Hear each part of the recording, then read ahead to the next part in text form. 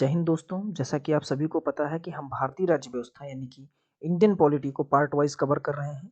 इसमें भाग एक संवैधानिक ढांचा कॉन्स्टिट्यूशनल फ्रेमवर्क में पहले वीडियो में हमने ऐतिहासिक पृष्ठभूमि हिस्टोरिकल बैकग्राउंड पे नजर डाला। दूसरे में संविधान की मेकिंग और संविधान का निर्माण मेकिंग ऑफ द कॉन्स्टिट्यूशन पे नजर डाला। और तीसरे में आज हम देखने वाले हैं संविधान की प्रमुख विशेषताएं salient feature of the constitution. तो चलिए शुरू करते हैं और देखते हैं जो हमारे संविधान की कुछ प्रमुख विशेषताएं क्या हैं।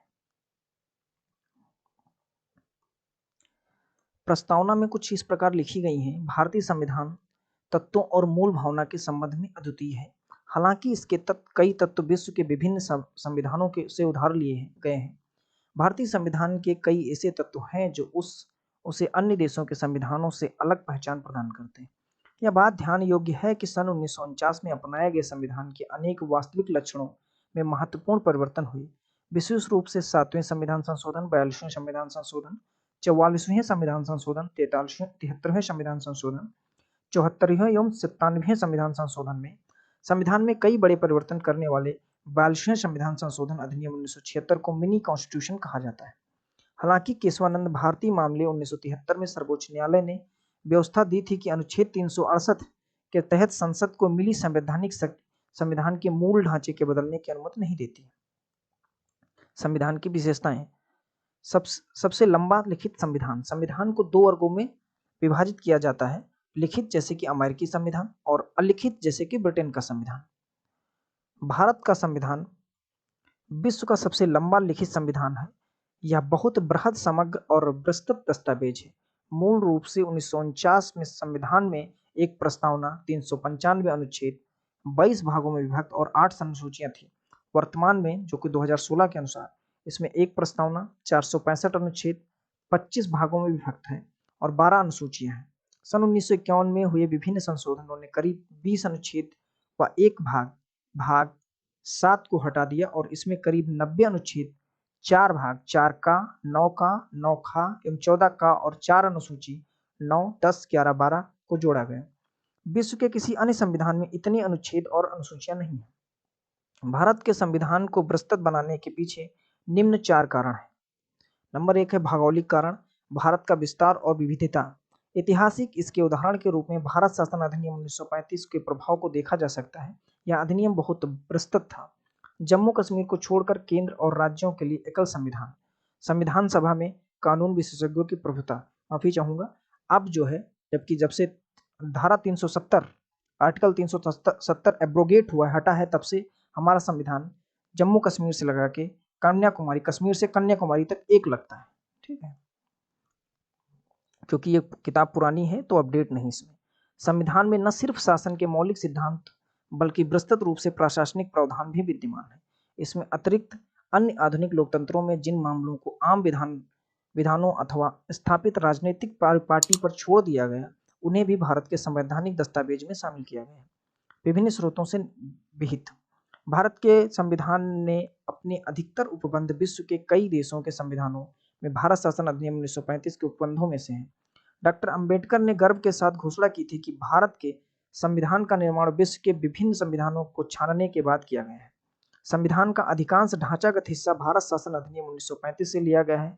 संविधान का दार्शनिक भाग, मौलिक अधिकार और राज्य के नीति निर्देशक सिद्धांत क्रमशः अमेरिका और आयरलैंड से प्रेरित है। भारतीय संविधान के राजनीतिक भाग, संघीय सरकार का सिद्धांत और कार्यपालिका और विधायिका के संबंध का अधिकांश हिस्सा ब्रिटेन के संविधान से लिया गया है। संविधान के अन्य प्रावधान कनाडा, ऑस्ट्रेलिया, जर्मनी, यूएसएसआर, अब रूस, फ्रांस, दक्षिण अफ्रीका और जापान इत्यादि देशों के संविधान से लिए गए हैं। भारत के संविधान पर सबसे बड़ा प्रभाव भौतिक सामग्री का स्रोत भारत सरकार अधिनियम 1935 रहा है। संघीय व्यवस्था, न्यायपालिका, राज्यपाल, आपातकालीन अधिकार, लोक सेवा आयोग और अधिकतर प्रशासनिक विवरण इसी से लिए गए हैं। संविधान के आने से अधिक प्रावधान या तो 1935 से के इस अधिनियम के समान हैं या फिर इससे मिलते जुलते हैं। नम्यता और अनम्यता का समन्वय। संविधानों को नम्यता और अनम्यता की दृष्टि से भी वर्गीकृत किया जाता है। कठोर व अनम्य संविधान उसे माना जाता है जिसमें संशोधन करने की विशेष प्रक्रिया की आवश्यकता हो। उदाहरण के लिए अमेरिकी संविधान।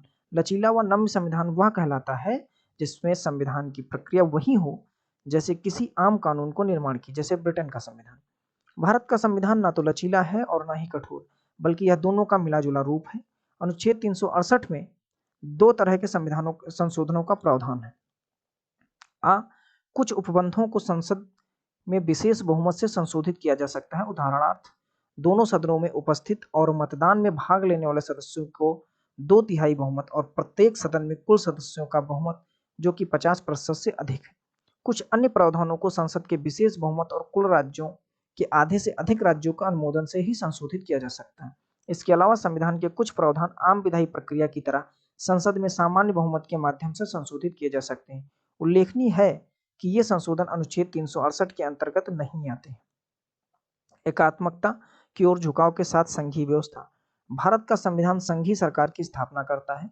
इसमें संघ के सभी आम लक्षण विद्यमान हैं, जैसे दो सरकार, शक्तियों का विभाजन, लिखित संविधान, संविधान की सर्वोच्चता, संविधान की कठोरता, स्वतंत्र न्यायपालिका एवं द्विसदनी आदि। यद्यपि भारतीय संविधान में बड़ी संख्या में एकात्मक और गैर संघीय लक्षण भी विद्यमान हैं, जैसे एक सशक्त केंद्र, एक संविधान, एकल नागरिकता, संविधान का लचीलापन, एकीकृत न्यायपालिका, केंद्र और राज्यपाल की नियुक्ति, अखिल भारतीय सेवाएं, आपातकालीन प्रावधान इत्यादि। फिर भी संविधान में कहीं भी संघीय शब्द का इस्तेमाल नहीं किया गया है। दूसरी ओर अनुच्छेद 1 में भारत का उल्लेख राज्यों का क्षेत्र के रूप में किया गया है। इसके दो अभिप्राय हैं। पहला, भारतीय संघ राज्यों के बीच हुई किसी समझौते का निष्कर्ष नहीं है, और दूसरा, किसी राज्य को संघ से अलग होने का अधिकार नहीं है। इसी वजह से भारतीय संविधान को निम्नलिखित नाम दिए गए हैं, जैसा कि एकात्मकता की भावना में संघ, अर्थ संघ किसी Wheare, bargaining federalism Morris Jones, cooperative federalism Granville Austin, federation with a centralised tendency Ivor Jennings व अन्य। सरकार का संसदीय रूप। भारतीय संविधान ने अमेरिका की अध्यक्षीय प्रणाली के बजाय ब्रिटेन के संसदीय तंत्र को अपनाया। संसदीय व्यवस्था विधायिका और कार्यपालिका के मध्य समन्वय व सहयोग के सिद्धांत पर आधारित है, जबकि अध्यक्षीय प्रणाली दोनों की शक्तियों के विभाजन के सिद्धांत पर काम करती है। संसदीय प्रणाली को सरकार के वेस्टमिनिस्टर के रूप में, उत्तरदायी सरकार और मंत्रिमंडलीय सरकार के नाम से भी जाना जाता है। संविधान केवल केंद्र में ही नहीं बल्कि राज्य में सभी संसदीय प्रणाली की स्थापना करता है। भारत में संसदीय प्रणाली की विशेषताएं कुछ इस प्रकार हैं। वास्तविक व नाम मात्र के कार्यपालकों की उपस्थिति, बहुदल वाले दल की सत्ता, विधायिका के समक्ष कार्यपालिका की संयुक्त जवाबदेही, विधायिका में मंत्रियों की सदस्यता, प्रधानमंत्री व या मुख्यमंत्री का नेतृत्व, निचले सदन का विघटन, लोकसभा अथवा विधानसभा। हालांकि भारतीय संसदीय प्रणाली बड़े पैमाने पर ब्रिटिश संसदीय प्रणाली पर आधारित है, फिर भी दोनों में कुछ मूलभूत अंतर हैं। उदाहरण के लिए, ब्रिटिश संसद की तरह भारतीय संसद संप्रभु नहीं है। इसके अलावा भारत का प्रधान निर्वाचित व्यक्ति होता है, जबकि ब्रिटेन में उत्तराधिकारी व्यवस्था है। किसी भी संसदीय व्यवस्था में, चाहे वह भारत की हो अथवा ब्रिटेन की, प्रधानमंत्री की भूमिका अत्यंत महत्वपूर्ण हो गई है। जैसा कि राजनीतिक के जानकार इसे प्रधानमंत्री सरकार का नाम देते हैं। संसदीय संप्रभुता एवं न्यायिक सर्वोच्चता की समन्वय। संसद की संप्रभुता का नियम ब्रिटिश संसद से जुड़ा हुआ है, जबकि न्यायपालिका की सर्वोच्चता का सिद्धांत अमेरिका की सर्वोच्च न्यायालय से लिया गया है। जिस प्रकार भारतीय संसद प्रणाली ब्रिटिश प्रणाली से भिन्न है, ठीक उसी प्रकार भारत में सर्वोच्च न्यायालय की न्यायिक समीक्षा शक्ति अमेरिकी सर्वोच्च न्यायालय से कम है। ऐसा इसलिए है क्योंकि अमेरिकी संविधान में विधि की नियत की प्रक्रिया या प्रावधान है, जबकि भारतीय संविधान में विधि द्वारा स्थापित प्रक्रिया अनुच्छेद 21 का प्रावधान है। इसलिए भारतीय संविधान निर्माताओं ने ब्रिटेन की संसदीय संप्रभुता और अमेरिका की न्यायपालिका सर्वोच्चता के बीच उचित संतुलन बनाने को प्राथमिकता दी। एक ओर जहां सर्वोच्च न्यायालय अपनी न्यायिक समीक्षा की शक्तियों के तहत संसदीय कानूनों का असंवैधानिक घोषित कर सकता है, वहीं दूसरी ओर संसद अपनी संवैधानिक शक्तियों के बल पर संविधान के बड़े भाग को संशोधित कर सकती है। एकीकृत एवं स्वतंत्र न्यायपालिका। भारतीय संविधान एक ऐसी न्यायपालिका की स्थापना करता है जो अपने आप में एकीकृत होने के साथ साथ स्वतंत्र है। भारत की न्याय व्यवस्था में सर्वोच्च न्यायालय शीर्ष पर है। इसके नीचे राज्य स्तर पर उच्च न्यायालय, राज्यों में उच्च न्यायालय के नीचे क्रम और अधीनस्थ न्यायालय जैसे जिला अदालत व अन्य निचली अदालतें। न्यायालयों को एक एकल तंत्र केंद्रीय कानूनों के साथ साथ राज्यों के कानूनों को लागू करता है। हालांकि अमेरिका में संघीय कानूनों को संघीय न्यायपालिका और राज्य कानूनों को राज्य न्यायपालिका लागू करती है। सर्वोच्च न्यायालय संघीय अदालत है या शीर्ष न्यायालय है जो कि नागरिकों के मौलिक अधिकारों की रक्षा की गारंटी देता है और संविधान का संरक्षक है। इसलिए संविधान में इसकी स्वतंत्रता के लिए कई प्रावधान किए गए हैं, जैसे न्यायाधीशों की कार्यकाल एवं सुरक्षा, न्यायाधीशों के लिए निर्धारित सेवा शर्त, भारत की संचित निधि से सर्वोच्च न्यायालय के सभी खर्चों का वहन, विधायिका में न्यायाधीश के कामकाज पर चर्चा पर रोक, सेवानिवृत्ति के बाद अदालत में कामकाज पर रोक, अवमानना के लिए दंड देने की शक्ति, कार्यपालिका से न्यायपालिका को अलग रखना इत्यादि। मौलिक अधिकार। संविधान के तीसरे भाग में 6 मौलिक अधिकारों का वर्णन किया गया है। इसमें समानता का अधिकार अनुच्छेद 14 से 18, स्वतंत्रता का अधिकार अनुच्छेद 19 से 22, शोषण के विरुद्ध अधिकार अनुच्छेद 23 से 23 और 24, धार्मिक स्वतंत्रता का अधिकार अनुच्छेद 25, 28, सांस्कृतिक व शिक्षा का अधिकार अनुच्छेद 29, 30, संवैधानिक उपचारों का अधिकार अनुच्छेद 32। मौलिक अधिकार का उद्देश्य वस्तुतः राजनीतिक लोकतंत्र की भावना को प्रोत्साहन देना है। यह कार्यपालिका और विधायिका के मनमाने कानून पर निरोधक की तरह काम करता है। उल्लंघन की स्थिति में इन्हें न्यायालय के माध्यम से लागू किया जा सकता है। जिस व्यक्ति के मौलिक अधिकार का हनन हुआ है वह सीधे सर्वोच्च न्यायालय की शरण में जा सकता है, जो अधिकारों की रक्षा के लिए बंदी प्रत्यक्षीकरण, परमादेश, प्रतिषेध, अधिकार परीक्षा व उत्प्रेषण जैसे अभिलेख या रिट जारी कर सकता है। हालांकि मौलिक अधिकार कुछ सीमाओं के दायरे में आते हैं, लेकिन ये अपरिवर्तनीय भी नहीं है। संसद पर इन्हें संविधान संशोधन अधिनियम के माध्यम से समाप्त कर सकती है अथवा इनमें कटौती भी कर सकती है। अनुच्छेद 20-21 द्वारा प्रदत्त अधिकारों को छोड़कर राष्ट्रीय आपातकाल के दौरान इन्हें स्थगित किया जा सकता है। राज्य के नीति निर्देशक सिद्धांत। Doctor B R. अम्बेडकर के अनुसार राज्य के नीति निर्देशक सिद्धांत भारतीय संविधान की अनूठी विशेषता है। इनका उल्लेख संविधान के चौथे भाग में किया गया है। इन्हें मोटे तौर पर 3 वर्गों में विभाजित किया गया है: सामाजिक, गांधीवादी या उदार बौद्धिक। नीति निर्देशक तत्वों का कार्य सामाजिक व आर्थिक लोकतंत्र को बढ़ावा देना है। इनका उद्देश्य भारत में एक कल्याणकारी राज्य की स्थापना करना है। हालांकि मौलिक अधिकारों की तरह इन्हें कानूनी रूप से लागू नहीं किया जा सकता। संविधान में कहा गया है कि देश के शासन व्यवस्था में ये सिद्धांत मौलिक हैं और यह देश की जिम्मेदारी है कि वह कानून बनाते समय इन सिद्धांतों को अपनाए। इसलिए इन्हें लागू करना राज्य के नैतिक कर्तव्य है, किंतु इनकी पृष्ठभूमि में वास्तविक शक्ति राजनीतिक अर्थात जनमत है। मिनर्वा मिल्स मामले 1980 में सर्वोच्च न्यायालय ने कहा था, भारतीय संविधान की नींव मौलिक अधिकार और नीति निर्देशक सिद्धांतों के संतुलन पर रखी गई है। मौलिक कर्तव्य। मूल संविधान में मौलिक कर्तव्यों का उल्लेख नहीं किया गया। इन्हें स्वर्ण सिंह समिति की सिफारिश के आधार पर 1976 में 42वें संविधान संशोधन के माध्यम से आंतरिक आपातकाल 1975 से 77 के दौरान शामिल किया गया था। 2002 में के 86 संविधान संशोधन ने एक और मौलिक कर्तव्य को जोड़ा। संविधान के 4A भाग में मौलिक कर्तव्यों का जिक्र किया गया है, जिसमें केवल एक अनुच्छेद 51 का है। इसके तहत प्रत्येक भारतीय को यह कर्तव्य होगा, संविधान, राष्ट्रीय ध्वज, राष्ट्रीय गान का आदर करे, राष्ट्र की संप्रभुता, एकता, अखंडता की रक्षा करे, हमारी मिश्रित संस्कृति को समृद्धि का धरोहर अनुरक्षण करे, सभी लोगों में आपसी भाईचारे की भावना को विकास करे इत्यादि। मौलिक कर्तव्य नागरिकों को यह याद दिलाते हैं कि अपने अधिकारों का इस्तेमाल करते समय उन्हें याद रखना चाहिए कि उन्हें अपने समाज, अपने देश व अन्य नागरिकों के प्रति कुछ जिम्मेदारियां का निर्वाह भी करना है। नीति निर्देशक तत्वों की तरह कर्तव्यों को भी कानूनी रूप से लागू नहीं किया जा सकता। एक धर्मनिरपेक्ष राज्य। भारत का संविधान धर्मनिरपेक्ष है, इसलिए यह किसी धर्म विशेष को भारत के धर्म के तौर पर मान्यता नहीं देता। संविधान के निम्नलिखित प्रावधान भारत के धर्मनिरपेक्ष लक्षणों को दर्शाते हैं। वर्ष 1976 के 42वें संविधान संशोधन द्वारा संविधान के प्रस्तावना में धर्मनिरपेक्ष शब्द को जोड़ा गया। प्रस्तावना हर भारतीय नागरिक की आस्था, पूजा अर्चना, विश्वास की स्वतंत्रता की रक्षा करती है। किसी भी व्यक्ति को कानून के समक्ष समान समझा जाएगा, उसे कानून की समान सुरक्षा प्रदान की जाएगी, यह अनुच्छेद 14 में लिखा गया है। धर्म के नाम पर किसी प्रकार का भेदभाव नहीं किया जाएगा, यह अनुच्छेद 15 में समानता का अधिकार है। सार्वजनिक सेवाओं में सभी नागरिकों को समान अवसर दिए जाएंगे, अनुच्छेद 16। हर व्यक्ति को किसी धर्म को अपनाने व उसके अनुसार पूजा अर्चना करने का समान अधिकार है, अनुच्छेद 25। हर धार्मिक समूह अथवा इसके किसी हिस्से को अपने धार्मिक मामलों के प्रबंधन का अधिकार है, अनुच्छेद 26। किसी भी व्यक्ति को किसी भी धर्म विशेष के प्रचार के लिए किसी प्रकार का कर देने के लिए बाध्य नहीं किया जाएगा, अनुच्छेद 27। किसी भी सरकारी शैक्षिक संस्थान में किसी प्रकार के धार्मिक निर्देश नहीं दिए जाएंगे, अनुच्छेद 28।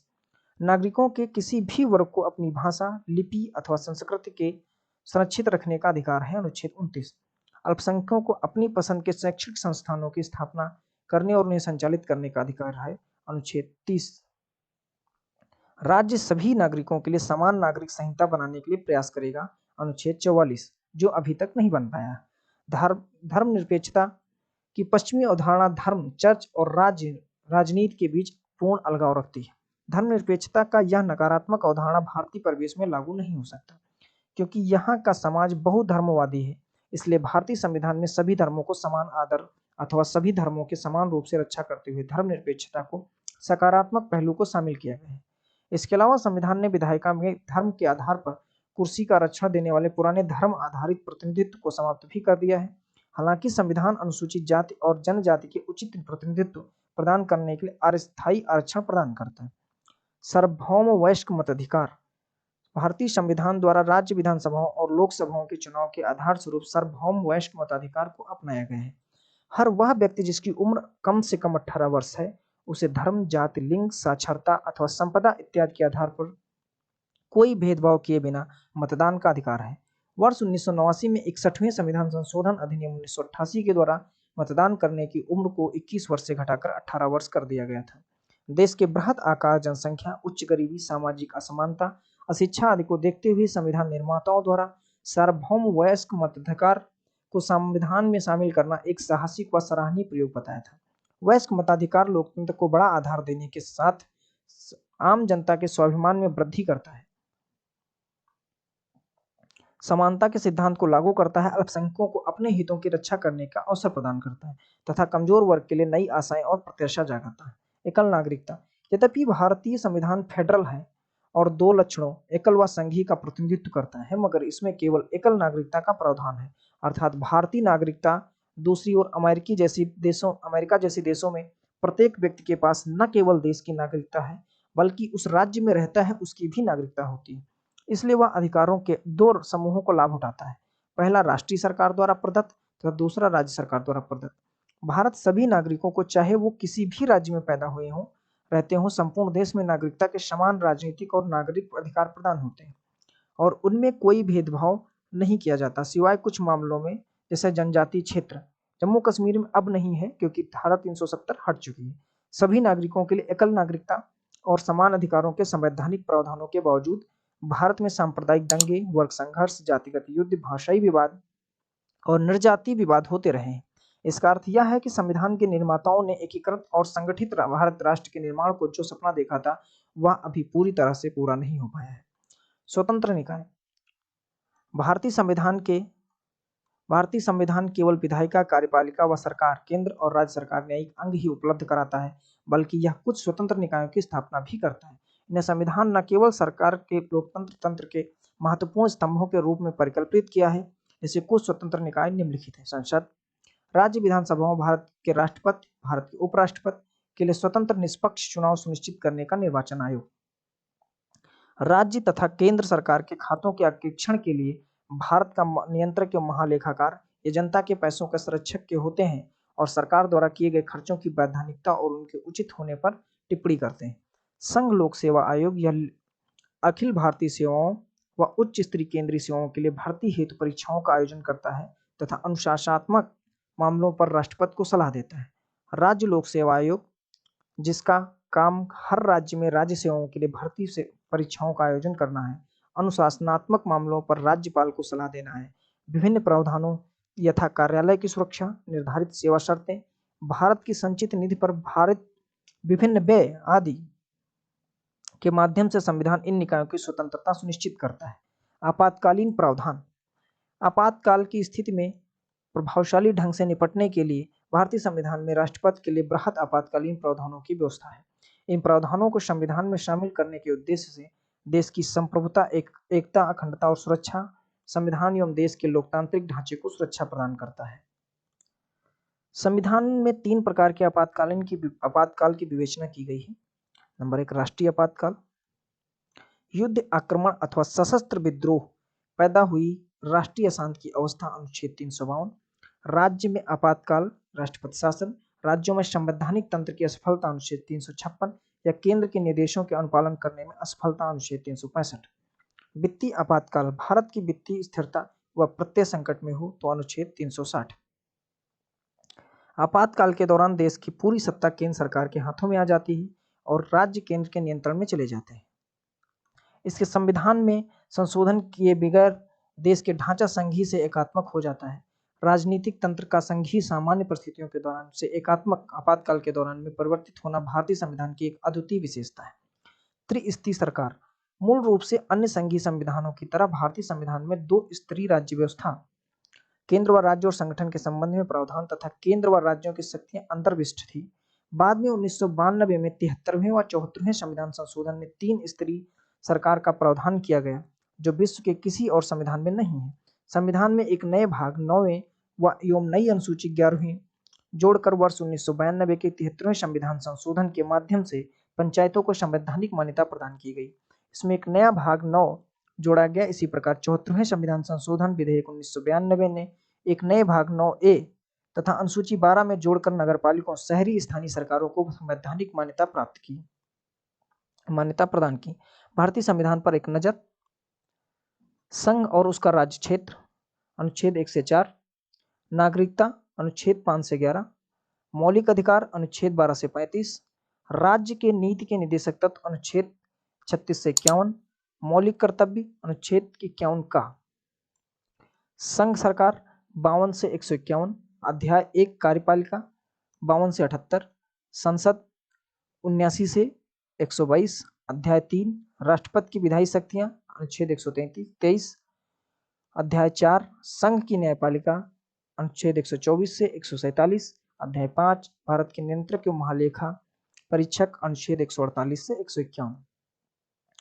राज्य सरकारें, अनुच्छेद 152, अध्याय 1 साधारण 152 से 237, अध्याय 2 कार्यपालिका 153 से 167, अध्याय 3 राज्य का विधानमंडल, अनुच्छेद 168 से 212, अध्याय 4 राज्यपाल की विधायी शक्तियां, अनुच्छेद 213, अध्याय 5 राज्यों का उच्च न्यायालय, अनुच्छेद 214 से 232, अधीनस्थ न्यायालय, अनुच्छेद 233 से 237, राज्य से संबंधित पहली अनुसूची का खंड खा, जो कि निरस्त हो चुका है, अनुच्छेद 238 था, संघ राज्य क्षेत्र 239 से 242, पंचायतें 243 से 243 अड़ा, नगर पालिकाएं 243 ता से 243 छा, सहकारी समितियां 243 जेड एच से 243 जेड टी, अनुच्छेद और जनजातीय क्षेत्र, अनुच्छेद 244 से 244 का, संघ और राज्यों के बीच संबंध, अनुच्छेद 245 से 263 के बीच, अध्याय 1 विधायी संबंध 245 से 255, प्रशासनिक संबंध 245 से 256 से 263, वित्त संपत्ति संविदाएं और वाद, अनुच्छेद 264 से 300A, अध्याय 1 वित्त, अनुच्छेद 264 से 291, अनुच्छेद अध्याय 2 ऋण लेना 292 293, अध्याय 3 संपत्ति संविदाएं अधिकार बाध्याएं और वाद, अनुच्छेद 294 से 300, अध्याय 4 संपत्ति का अधिकार, अनुच्छेद 300 का, भारत के राज्य क्षेत्र व भीतर व्यापार वाणिज्य एवं समागम, अनुच्छेद 301 से 307, संघ और राज्य के अधीन सेवाएं, अनुच्छेद 308 से 323, अध्याय 1 सेवाएं 308 से 314, अध्याय 2 लोक सेवा आयोग 315 से 323, अधिकरण, अनुच्छेद 323 का से 323 खा, निर्वाचन, अनुच्छेद 324 से 329 का, अनुच्छेद कुछ वर्गों से संबंधित विशेष प्रावधान 330 से 342, राजभाषा, अनुच्छेद 343 से 351, अध्याय 1 संघ की भाषा 343 से 344, अध्याय 2 प्रादेशिक भाषाएं, अनुच्छेद 345 से अनुच्छेद 347, अध्याय 3 सर्वोच्च न्यायालय उच्च न्यायालय की आदि की भाषा, अनुच्छेद 348 से 349, अध्याय 4 विशेष निर्देश, अनुच्छेद 348 से अनुच्छेद 349 और 350 से 351, आपात उपबंध, अनुच्छेद 352 से 360, प्रकीर्ण, अनुच्छेद 361 से 367, संविधान का संशोधन, अनुच्छेद 368, अस्थायी संक्रमण और विशेष उपबंध, अनुच्छेद 369 से 392, संक्षिप्त नाम प्रारंभ हिंदी में प्राधिकृत पाठ और निशमन, अनुच्छेद 393 से 395। भारतीय संविधान की महत्वपूर्ण क्षेत्रों पर एक नजर। संघ का नाम और राज्य क्षेत्र, अनुच्छेद 1, अनुच्छेद 2 नए राज्यों का निर्माण और वर्तमान राज्यों के क्षेत्र सीमाओं व अन्य नामों में परिवर्तन, अनुच्छेद 13 मूल अधिकारों को असंगत व उनका अल्पीकरण करने वाली विधियां, अनुच्छेद 14 विधि के समक्ष समानता, अनुच्छेद 16 लोक नियोजन के और विषय के अवसर की मान्यता, अवसर की समता। अनुच्छेद 17 अस्पृश्यता का अंत। अनुच्छेद 19 वाक स्वतंत्रता आदि विषय कुछ अधिकारों का संरक्षण। अनुच्छेद 21 प्राण और दैहिक स्वतंत्रता का संरक्षण।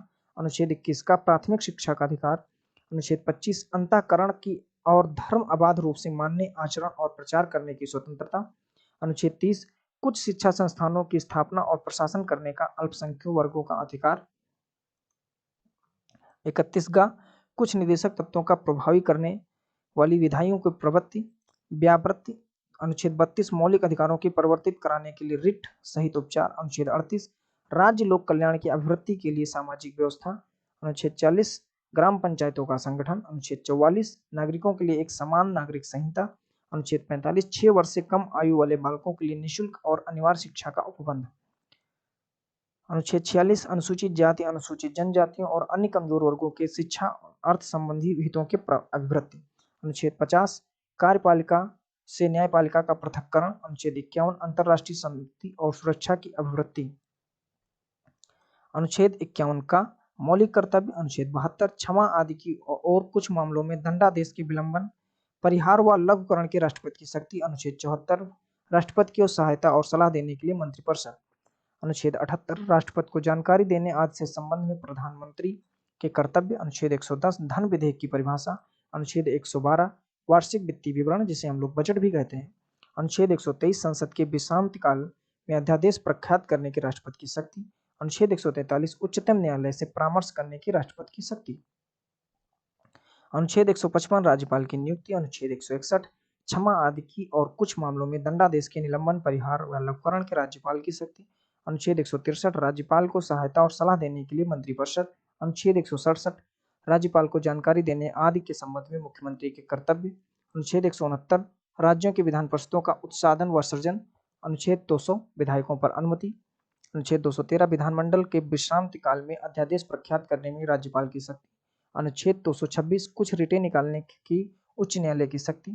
अनुच्छेद 239 का दिल्ली के संबंध में विशेष उपबंध। अनुच्छेद 249 राज्य के विषय में के संबंध में राष्ट्रीय हित में कानून बनाने की संसद की शक्ति। अनुच्छेद 262 अंतरराज्यीय नदियां या नदी घाटियों के सल संबंध विवादों का न्याय निर्णय। अनुच्छेद 263 अंतरराज्यीय परिषद के संबंध में उपबंध। अनुच्छेद 265 विधि के प्रकार के बिना करों के अधिरोपण न किया जाए। अनुच्छेद 275 कुछ राज्यों को संघ से अनुदान। अनुच्छेद 280 वित्त आयोग। अनुच्छेद 300 का वाद और कार्यवाहियां। अनुच्छेद 300 का विधि के प्राधिकार के बिना व्यक्तियों को संपत्ति से वंचित न किया जाए, संपत्ति का अधिकार। अनुच्छेद 311 संघ व राज्य के अधीन सिविल हैसियत से नियोजित व्यक्तियों के पदच्युत किया जाना, पद से हटाया जाना व पदोन्नत किया जाना। अनुच्छेद 312 अखिल भारतीय सेवाएं। अनुच्छेद 315 संघ और राज्य के लिए लोक सेवा आयोग। अनुच्छेद 320 लोक सेवा आयोग के कृत। अनुच्छेद 323 का प्रशासनिक अधिकरण। अनुच्छेद 324 निर्वाचन के अधिकार, अधीक्षण, निर्देशन और नियंत्रण का निर्वाचन आयोग में निहित होना। अनुच्छेद 330 लोकसभा में अनुसूचित जातियों और अनुसूचित जनजातियों के लिए स्थानों का आरक्षण। अनुच्छेद 335 सेवाओं और पदों के लिए अनुसूचित जातियों और जनजातियों के दावे। अनुच्छेद 352 आपात की घोषणा, राष्ट्रीय आपातकाल। अनुच्छेद 356 राज्यों में संवैधानिक तंत्र के विफल हो जाने की दशा में उपबंध। अनुच्छेद 360 वित्तीय आपात के बारे में उपबंध। अनुच्छेद 365 संघ द्वारा दिए गए नियमों के अनुपालन करने में या उनको प्रभावी करने में असफलता का प्रभाव। अनुच्छेद 368 संविधान का संशोधन करने की संसद की शक्ति और उसके लिए प्रक्रिया। अनुच्छेद 370 जम्मू कश्मीर राज्य के संबंध में अस्थायी उपबंध था, जो कि अब हट चुका है। संविधान की अनुसूचियों पर एक नजर डाल लेते हैं। प्रथम अनुसूची, जिसमें राज्यों के नाम एवं उनके न्यायिक क्षेत्र 1 से 4 और संघ राज्य क्षेत्रों के नाम एवं उनकी सीमाएं। दूसरी अनुसूची परलब्धियां पर भत्ते, विशेषाधिकार और उससे संबंधित प्रावधान। अनुच्छेद 59, अनुच्छेद 65, अनुच्छेद 75, अनुच्छेद 97, अनुच्छेद 125, अनुच्छेद 148, 158, 164 इत्यादि 186 एवं 201। भारत के राष्ट्रपति, राज्यों के राज्यपाल, लोकसभा के अध्यक्ष एवं उपाध्यक्ष, राज्यसभा के सभापति और उपसभापति, राज्य की विधानसभाओं के अध्यक्ष और उपाध्यक्ष, राज्य विधान परिषदों के सभापति और उपसभापति, सर्वोच्च न्यायालय के न्यायाधीश, उच्च न्यायालयों के न्यायाधीश, भारत के नियंत्रक एवं महालेखा परीक्षक। तीसरी अनुसूची में इसमें विभिन्न उम्मीदवारों द्वारा ली जाने वाली शपथ या प्रतिज्ञा ज्ञान के रूप में दिए गए हैं। ये उम्मीदवार की जो आर्टिकल है अनुच्छेद 75, अनुच्छेद 84, अनुच्छेद 99, अनुच्छेद 124, 146, 173, 188 एवं 219। संघ के मंत्री, संसद के लिए निर्वाचन हेतु अभ्यर्थी, संसद के सदस्य, सर्वोच्च न्यायालय के न्यायाधीश, भारत के नियंत्रक एवं महालेखा परीक्षक, राज्य मंत्री, राज्य विधानमंडल के निर्वाचन के लिए अभ्यर्थी, राज्य विधानमंडल के सदस्य, उच्च न्यायालयों के न्यायाधीश। चौथी अनुसूची में राज्यों और केंद्र शासित प्रदेशों के लिए राज्यसभा की सीटों का आवंटन अनुच्छेद 4 एवं अनुच्छेद 80। पांचवी अनुसूची अनुसूची और जनजाति अनुसूचित और जनजातीय क्षेत्रों के प्रशासन तथा नियंत्रण के बारे में उपबंध अनुच्छेद 244। छठी अनुसूची असम, मेघालय, त्रिपुरा, मिजोरम राज्यों के जनजातीय क्षेत्रों के प्रशासन के बारे में उपबंध अनुच्छेद 244 एवं अनुच्छेद 275। सातवीं अनुसूची संघ सूची मूल रूप से 97 मगर फिलहाल 100 विषय हैं। राज्य सूची मूल रूप से 66 मगर फिलहाल 61 विषय तथा समवर्ती सूची मूल रूप से 47 फिलहाल 52 विषय के संदर्भ में राज्य और केंद्र के मध्य शक्तियों का विभाजन अनुच्छेद 246। आठवीं अनुसूची संविधान द्वारा मान्यता प्राप्त भाषाएं मूल रूप से 14 मगर फिलहाल 22 ये भाषाएं अनुच्छेद 344 एवं 351 में लिखित हैं। ये भाषाएं कुछ इस प्रकार हैं: असमिया, बंगला, बोडो, डोगरी, गुजराती, हिंदी, कन्नड़, कश्मीरी, कोंकणी, मैथिली, मलयालम, मणिपुर, मराठी, नेपाली, उड़िया, पंजाबी, संस्कृत, संथाली, सिंधी, तमिल, तेलुगु तथा उर्दू। सिंधी भाषा को 1967 में 21वें संविधान संशोधन द्वारा जोड़ा गया। कोंकणी, मणिपुर और नेपाली भाषा को सन 1992 के तहत 71वें संविधान संशोधन द्वारा बोडो, डोगरी, मैथिली और संथाली को 2003 में 92वें संविधान संशोधन द्वारा जोड़ा गया। उड़िया का नाम बदलकर 2011 में ओडिया कर दिया गया। नवीं अनुसूची भू सुधारों और जमींदार प्रणाली के उन्मूलन के संबंधित राज्य विधानमंडलों और अन्य मामलों से संबंधित संसद के अधिनियम और विनियमन मूलतः 13 परंतु वर्तमान में 282। इस अनुसूची को पहले संशोधन 1991 द्वारा मूल अधिकारों के उल्लंघन के आधार पर न्यायिक समीक्षा में इसमें सम्मिलित कानूनों इसे बचाने के लिए जोड़ा गया था। तथापि वर्ष 2007 में उच्चतम न्यायालय ने निर्णय दिया कि इस अनुसूची में 24 अप्रैल 1975 के बाद सम्मिलित कानूनों की न्यायिक समीक्षा की जा सकती है। एक अनुच्छेद 31 का खा 10वीं अनुसूची दल बदल के आधार पर संसद और विधानसभा के सदस्यों की निर्भरता के बारे में उपबंध इस अनुसूची के 52वें संविधान संशोधन अधिनियम 1985 द्वारा जोड़ा गया। इसे दल परिवर्तन रोधी कानून भी कहा जाता है। अनुच्छेद 102 एवं 191। 11वीं अनुसूची पंचायत की शक्तियां, प्राधिकार व जिम्मेदारियां, इसमें 29 विषय हैं। इस अनुसूची को 73वें संविधान संशोधन अधिनियम 1992 द्वारा जोड़ा गया। अनुच्छेद 243 छा। 12वीं अनुसूची नगरपालिका की शक्तियां, प्राधिकार व जिम्मेदारियां, इसमें 18 विषय हैं। इसे अनुच्छेद 74 इस अनुसूची को 74वें संविधान संशोधन अधिनियम 1992 द्वारा जोड़ा गया। अनुच्छेद 243 पा। संविधान के स्रोत एक नजर में आप देख लीजिए कि कौन सी चीज कहां से ली गई है। भारतीय शासन अधिनियम 1935, संघीय तंत्र, राज्यपाल का कार्यालय, न्यायपालिका, लोक सेवा आयोग, आपातकाल या उपबंध, प्रशासनिक विवरण। ब्रिटेन का संविधान से लिया गया है संसदीय शासन, विधि का शासन, विधायी प्रक्रिया, एकल नागरिकता, मंत्रिमंडल प्रणाली, परमाधिकार लेख, संसदीय विशेषाधिकार और द्विसदनवाद। संयुक्त राज्य अमेरिका के संविधान से लिया गया है मूल अधिकार, न्यायपालिका की स्वतंत्रता, न्यायिक पुनरावलोकन का सिद्धांत, उपराष्ट्रपति का पद, उच्चतम न्यायालय और उच्च न्यायालय के न्यायाधीशों को पद से हटाया जाना और राष्ट्रपति पर महाभियोग। आयरलैंड के संविधान से लिया गया है राज्य के नीति निर्देशक सिद्धांत, राष्ट्रपति की निर्वाचन पद्धति और राज्यसभा के लिए सदस्यों का नामांकन।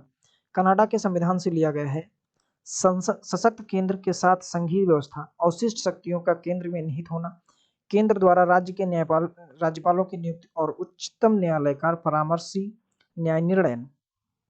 ऑस्ट्रेलिया के संविधान से लिया गया है समवर्ती सूची, व्यापार, वाणिज्य और समागम की स्वतंत्रता और संसद के दोनों सदनों की संयुक्त बैठक। जर्मनी का वाइमर संविधान, आपातकाल के समय मूल अधिकारों का स्थगन। सोवियत संघ पूर्व का संविधान, मूल कर्तव्य और प्रस्तावना में न्याय, सामाजिक, आर्थिक और राजनीतिक का आदर्श। फ्रांस के संविधान से लिया गया है गणतंत्रात्मक और प्रस्तावना में स्वतंत्रता, समता और बंधुत्व का आदर्श। दक्षिण अफ्रीका का सिद्धांत, संविधान में संशोधन की प्रक्रिया और राज्यसभा के सदस्यों का निर्वाचन। जापान के संविधान से लिया गया है विधि द्वारा स्थापित प्रक्रिया। सहकारी समितियां, 97वां संविधान संशोधन अधिनियम 2011 ने सहकारी समितियों को संवैधानिक दर्जा और संरक्षण प्रदान किया। इस संदर्भ में 3 परिवर्तन संविधान में इसने सहकारी समिति गठित करने के अनुच्छेद अधिकार को मौलिक अधिकार बना दिया। अनुच्छेद 19 इसने एक नया राज्य के नीति निर्देशक तत्व जोड़ा, सहकारी समितियों को प्रोत्साहन के लिए अनुच्छेद 43B। इसमें संविधान में एक नया भाग 9B जोड़ा, सहकारी समितियां तक कोऑपरेटिव सोसाइटी शीर्षक के अनुच्छेद 243Z से लेकर अनुच्छेद 243Z तक। नया भाग 9B के अंतर्गत अनेक ऐसे प्रावधान द्वारा सुनिश्चित किया गया है कि देश भर में सहकारी समितियां लोकतांत्रिक, व्यावसायिक, स्वायत्त ढंग से तथा आर्थिक मजबूती के साथ कार्य करें। यह संसद को अंतर राज्य सहकारी समितियों तथा राज्य विधायकों को अन्य सहकारी समितियों के लिए उपयुक्त कानून बनाने की शक्ति प्रदान करता है। संविधान की आलोचना। भारत का संविधान, जैसा कि संविधान सभा द्वारा बनाया गया है, अंगीकार किया गया है कि आलोचना निम्न आधारों पर की जाती है। उधार का संविधान। आलोचक कहते हैं कि भारतीय संविधान में नया मौलिक कुछ भी नहीं है, उसे उधार का संविधान कहते हैं। उधारी की एक बोरी अथवा एक हौच पौच कॉन्स्टिट्यूशन दुनिया के संविधान के लिए विभिन्न दस्तावेजों की पाबंदीगिरी, लेकिन ऐसी आलोचना पक्षपातपूर्ण एवं अतार्किक है। ऐसा इसलिए कि संविधान बनाने वालों ने अन्य संविधान को आवश्यक संशोधन करके ही भारतीय परिस्थितियों में उनका उपयुक्तता के आधार पर उनकी कमियों को दरकिनार करके ही स्वीकार किया। उपरोक्त आलोचना का उत्तर देते हुए डॉक्टर B.R. अम्बेडकर ने संविधान सभा में कहा, कोई पूछ सकता है कि इस घड़ी दुनिया के इतिहास में बनाए गए संविधान में नया कुछ हो सकता है? 100 साल से अधिक हो गए जब दुनिया का पहला लिखित संविधान बना। इसका अनुसरण अनेक देशों ने किया और अपने देश के संविधान को लिखित बनाकर उसे छोटा बना दिया। किसी संविधान का विषय क्षेत्र क्या होना चाहिए यह पहले ही तय हो चुका है। उसी प्रकार किसी संविधान के मूलभूत तत्वों की जानकारी और मान्यता आज पूरी दुनिया में है। इन तथ्यों को ध्यान में रखते हुए सभी संविधानों के मुख्य प्रावधानों में समानता दिख सकती है। केवल एक नई चीज यह हो सकती है, किसी संविधान में जिसका निर्माण इतने विलंब से हुआ है कि उसमें गलतियों को दूर करने और देश की जरूरतों के अनुरूप उसको टालने की विविधता उसमें मौजूद रहे। इस दोषारोपण के यह संविधान अन्य देशों के संविधान की हूबहू नकल है। मैं समझता हूँ संविधान के यथेष्ट अध्ययन पर आधारित नहीं है। 1935 के अधिनियम की कार्बन कॉपी। आलोचकों ने कहा है कि संविधान निर्माताओं ने बड़ी संख्या में भारत सरकार अधिनियम 1935 के प्रावधान भारत के संविधान में डाल दिए हैं। इससे संविधान 1935 के अधिनियम की कार्बन कॉपी बनकर रह गया है। फिर उसका ही संशोधन रूप। उदाहरण के लिए एन श्रीनिवास का कहना है कि भारतीय संविधान भाषा और वस्तु दोनों ही तरह से 1935 के अधिनियम की नकल है। उसी प्रकार सर आइकर जेनिंग्स, ब्रिटिश संविधानवेत्ता, ने कहा है कि संविधान भारत सरकार अधिनियम 1935 से सीधे निकलता है, जहां से वास्तव में अधिकांश प्रावधानों के पाठ बिल्कुल उतार लिए गए। पुनः PR देशमुख, संविधान सभा सदस्य, ने टिप्पणी की, संविधान अनिवार्यता भारत सरकार अधिनियम 1935 है, बस वयस्क मताधिकार उसमें जोड़ा गया है। उपरोक्त आलोचनाओं का उत्तर संविधान सभा में B.R. अम्बेडकर ने इस प्रकार दिया। जहां तक इस आरोप की बात है कि प्रारूप संविधान में भारत सरकार अधिनियम 1935 का अच्छा खासा हिस्सा शामिल कर लिया गया है, मैं क्षमा याचना नहीं करूंगा। उधार लेने में कुछ भी लज्जास्पद नहीं है, इसमें साहित्यिक चोरी शामिल नहीं है। संविधान के मूल विचारों की किसी भी एकस्व अधिकार, पेटेंट राइट्स नहीं है। मुझे खेद इस बात के लिए है, भारत सरकार अधिनियम 1935 से लिए गए प्रावधान अधिकतर प्रशासनिक विवरणों से संबंधित है। अभारतीय तथा भारतीयता का विरोधी। आलोचकों के अनुसार भारत का संविधान अभारतीय या भारतीयता विरोधी है, क्योंकि यह भारत के राजनीतिक परंपराओं अथवा भावनाओं के प्रतिनिधित्व नहीं करता। उनका कहना है कि संविधान की प्रकृति विदेशी है, जिससे यह भारतीय परिस्थितियों के लिए अनुपयुक्त एवं अकारण है। इस संदर्भ में के हनुमथैया, संविधान सभा सदस्य, ने टिप्पणी की, हम बीड़ा या सितार का संगीत चाहते थे, लेकिन यहाँ हम एक इंग्लिश बैंड का संगीत सुन रहे हैं। ऐसा इसलिए कि हमारे संविधान निर्माता उसी प्रकार से शिक्षित हुए हैं। उसी प्रकार लोकनाथ मिश्रा, एक अन्य संविधान सभा सदस्य, ने संविधान की आलोचना करते हुए इसे पश्चिम का दासवत अनुकरण बल्कि पश्चिम की दासवता आत्मसमर्पण कहा। लक्ष्मी नारायण साहू, एक अन्य संविधान सभा सदस्य, का कहना था, जिन आदर्शों पर यह प्रारूप संविधान गढ़ा गया है, भारत की मूलभूत उनमें प्रकट नहीं होते। यह संविधान उपयुक्त सिद्ध नहीं होगा और लागू होने के दौरान बाद ही टूट जाएगा। गांधीवाद से दूर संविधान। आलोचकों के अनुसार भारत का संविधान गांधीवादी दर्शन और मूल्य के प्रतिबिंब नहीं करता है, जबकि गांधी जी हमारे राष्ट्रपिता हैं। उनका कहना था कि संविधान ग्राम पंचायत तथा जिला पंचायतों के आधार पर निर्मित होना चाहिए। इस संदर्भ में वही सदस्य के हनुमतैया ने कहा, यह वही संविधान है जिसे महात्मा गांधी कभी नहीं चाहते, न ही संविधान का उन्होंने विचार किया होगा। टी प्रकाशम संविधान सभा के एक और सदस्य इसी कमी का कारण गांधी जी के आंदोलन में अम्बेडकर की सहभागिता नहीं होना है। साथ ही गांधीवाद विचारों के प्रति उनका तीव्र विरोध को बताते हैं। महाकाय आकार। आलोचक कहते हैं कि भारत का संविधान बहुत भीमकाय है, विस्तृत है और जिसमें अनेक अनावश्यक तत्व भी शामिल हैं। सर आइवर जेनिंग्स एक ब्रिटिश संविधान वेत्ता के विचार जो प्रावधान बाहर से लिए गए हैं उनका चयन बेहतर नहीं है और संविधान समान रूप से कहें तो बहुत लंबा और जटिल है। इस संदर्भ में एच.वी. कामत संविधान के सदस्य की टिप्पणी है, प्रस्तावना जिस करीट का हमने अपनी सभा के लिए चयन किया है वह एक हाथी है। यह शायद इस तथ्य के अनुरूप ही है, हमारा संविधान भी दुनिया में अपने तमाम संविधानों में सबसे भीमकाय है। उन्होंने यह भी कहा, मुझे विश्वास है कि सदन इस पर सहमत नहीं होगा कि हमने एक हाथीनुमा संविधान बनाया है। वकीलों का स्वर्ग। आलोचकों के अनुसार भारत का संविधान अत्यंत विधिवता पूर्ण तथा बहुत जटिल है। उनके अनुसार उनके विचार जिस कानूनी भाषा और मुहावरों में शामिल किया है, उनके चलते संविधान एक जटिल दस्तावेज बन गया है। वहीं सर आइवर जेनिंग्स इसे वकीलों का स्वर्ग कहते हैं। इस संदर्भ में एच.के. माहेश्वरी संविधान सभा के अध्यक्ष का कहना था कि प्रारूप लोगों के अधिक मुकदमेबाज बनाता है, अदालतों की ओर अधिक उन्मुख होंगे, वह कम सत्यनिष्ठ होंगे और सत्य अहिंसा के तरीकों का पालन वे नहीं करेंगे। यदि मैं ऐसा कह सकूं तो यह प्रारूप वास्तव में वकीलों का स्वर्ग है। यह वाद या मुकदमों की व्यापक संभावना खोलता है और हमारे योग्य और बुद्धिमान वकीलों के हाथ में बहुत सारा काम देने वाला है। उसी प्रकार संविधान सभा में एक अन्य सदस्य पी.आर. देशमुख ने कहा, मैं यह कहना चाहूंगा कि सदन के समक्ष डॉक्टर अंबेडकर ने जो अनुच्छेदों का प्रारूप प्रस्तुत किया है मेरी समझ में अत्यंत भारी भरकम है, जैसा कि एक भारी भरकम जिल्द वाला विधि ग्रंथ है।